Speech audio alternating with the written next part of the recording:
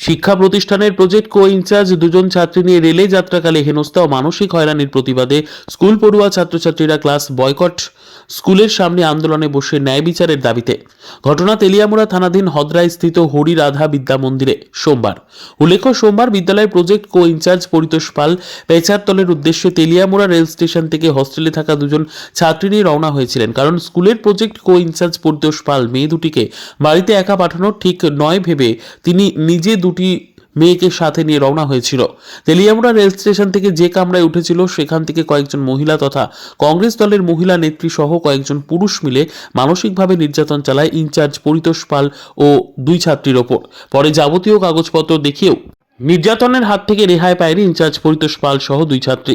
মঙ্গিয়াকামী স্টেশনে আসতে পুলিশের কাছে তুলে দেওয়া হয় ইনচার্জ সহ দুই ছাত্রীকে। পুলিশের কাছে সব তথ্য তুলে ধরলে তিনজনকে অন্য কামরায় বসিয়ে দেয় পুলিশ। কুমারঘাট আসতেই প্রায় 2 শতাধিক মানুষজন পুনরায় আটক করে শুরু হয় জিজ্ঞাসাবাদ। পরে ইনচার্জ পরিতোষ পাল মেয়ে দুটির বাড়ির পরিবারের লোকেদের খবর দেয়। শেষে সোমবার কয়েকজনের নামধাম দিয়ে লিখিতভাবে তেলিয়ামুড়া রেল পুলিশের কাছে মামলা দায়ের করেন ইনচার্জ পরিতোষ পাল।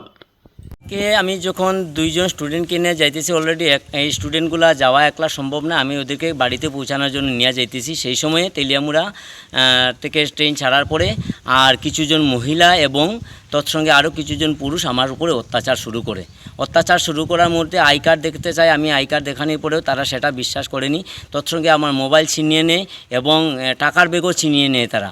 এরপরে এরকম করতে করতে মঙ্গিয়াকামী আসার পরে পুলিশ যখন আসে, পুলিশ আসার পর আমাদের ভেরিফাই করার পরে পুলিশ আমাদের ছেড়ে দেয়। ফির পুনরায় কুমারঘাট পৌঁছার সময় আর সেই আবার 200-250 জন আমার উপরে এবং মহিলা এই যে দুইটা স্টুডেন্ট ছিল স্টুডেন্টের উপরে আক্রমণ শুরু করার দুইটা স্টুডেন্টকে সরিয়ে নিয়ে আমাকে এখান থেকে আলাদাভাবে রাখার পর এরপরে তারা পুলিশ যে এত কঠিন পরিস্থিতি ছিল, তাকে মারার জন্য আমার বারবার চেষ্টা করে।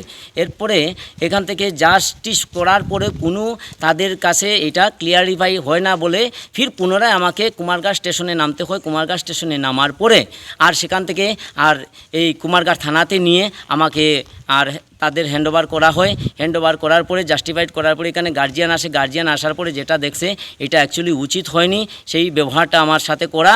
তো এখানের মধ্যে যারা বলছিল আমার উপরে অত্যাচার করেছিল, আমি এখানে বলবো যিনি সবচেয়ে বিশেষ ছিলেন এখানে সর্বাণী ঘোষ চক্রবর্তী, উনি কংগ্রেসের মহিলার বড় একটি পদে দায়িত্ব আছেন। তৎসঙ্গে যিনি মারার জন্য বারবার আক্রমণ করেছিল আমার উপর, রূপা দাস রায়, উনি হলেন সদর জেলার আর আগরতলা সদর জেলার সভাপতি হিসাবে উনার উপর দায়িত্ব আছে সর্বাণী দাস রায়। উনি কিন্তু বহুত হ্যারাসমেন্ট করেছেন। তোর সঙ্গে যারা 250 জন ছিল এত হ্যারাসমেন্ট করেছে এটা বলার মতো না। আমি সেটাই একটা চাইতেছি। আমি আসার পরে যেটা শুনলাম অলরেডি স্টুডেন্টরা এরকম চলছে এখানের মধ্যে, আমি স্টুডেন্টও একটা জানান দিয়েছে এবং স্টুডেন্টের তরফ যে চলছে এটা আমি সেটা সহ্য করার মতন এবং আমার উপরে যেটা চলছে সেটাও আমি কোনো প্রকারে মান্যতা নিতে চাই। সোশ্যাল মিডিয়াকে জানান দিতে চাই যে এরকম উল্টাপাল্টা নিউজকে এটা জাস্টিফাই না করে ওরাও ওনাদের স্প্রেড দিয়েছে। আমার যা A to Z ঘটেছে সেটা সঠিক, আমি সুষ্ঠু বিচার চাই, এটাই আমার লাস্ট জানান থাকবে। একদম অতি সত্বর সেটার প্রতিবাদ এবং বিচার, সুষ্ঠু বিচার তাদেরকে যে কোনো প্রকারেই আর সামনে আনার পরে শুধু সুষ্ঠু তদন্ত আমি চাই, এই বিষয়টা আমার থাকবে। मतलब कल हम लोग जाने वाले हैं गुवाहाटी, तो उसमें सारे नॉर्थ ईस्ट का लोग आके एक बहुत बड़ा प्रोग्राम करेंगे।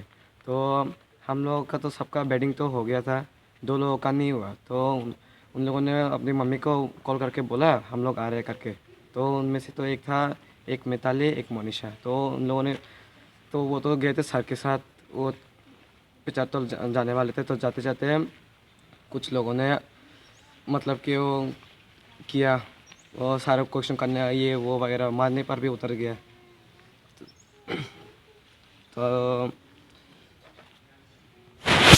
तो जस्टिस चाहिए सर के ऊपर। सर के साथ बहुत मिसबिहेव हुआ, हम लोग को वो अच्छा नहीं लगा। हम लोगों ने आज देखा वो इंटरनेट पे, तो अभी हम लोग को जस्टिस चाहिए।